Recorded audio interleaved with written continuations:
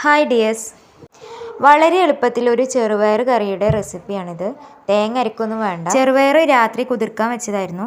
അപ്പോൾ കുതിർന്ന ചെറുപയറിലേക്ക് സവോള, തക്കാളി, ഒരു കിഴങ്ങ്, പിന്നെ കുറച്ച് പച്ചമുളക് അല്ലെങ്കിൽ കാന്താരിമുളക്, ഉപ്പ്, പിന്നെ ആവശ്യത്തിന് വെള്ളം, പിന്നെ കുറച്ച് മഞ്ഞൾപ്പൊടി കൂടി ഇട്ട് കൊടുക്കുന്നുണ്ട്.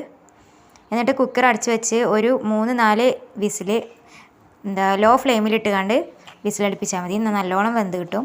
എന്നിട്ട് നമുക്കത് അതിനെ കുറച്ച് വെളിച്ചെണ്ണയിലേക്ക് കുറച്ച് വെളുത്തുള്ളി അരിഞ്ഞതും പിന്നെ കുറച്ച് കറിവേപ്പിൻ്റെ ഇലയും ഇട്ട് അതിലേക്ക് നമ്മൾ വെന്ത ചെറുപയർ കറി ഒഴിച്ചെടുക്കുകയാണ്. ഇനി നമുക്ക് അതിൽ കുറച്ച് കുക്കറിൽ ബാക്കിയുള്ളത് അതിൽ കുറച്ചുകൂടി വെള്ളമാക്കിയാണ്ട് ആവശ്യത്തിന് നീട്ടി കൊടുക്കാം. അപ്പോൾ നമ്മൾ അത്യാവശ്യം നമുക്ക് വേണ്ടത്ര കറി നീട്ടിയിട്ട് അതിലേക്ക് ആവശ്യത്തിന് ഉപ്പൊക്കെ ഇപ്പോൾ ഇട്ടെടുക്കണം, ഉപ്പ് കുറവുണ്ടെങ്കിൽ. പിന്നെ ജസ്റ്റ് ഒന്ന് കിഴങ്ങൊക്കെ ഒന്ന് ഉടച്ച് കൊടുക്കുന്നുണ്ട്. പിന്നെ ഇത് നല്ലോണം തിളച്ച് ഒന്ന് ചൂടാറുമ്പോൾ കറി നന്നായിട്ട് കൊഴുത്ത് വരും. അപ്പോൾ നമ്മൾ കറി റെഡി ആയിട്ടുണ്ട്. വളരെ സിമ്പിളാണ്, പെട്ടെന്ന് ഉണ്ടാക്കിയെടുക്കാം, നല്ല ടേസ്റ്റുമാണ്.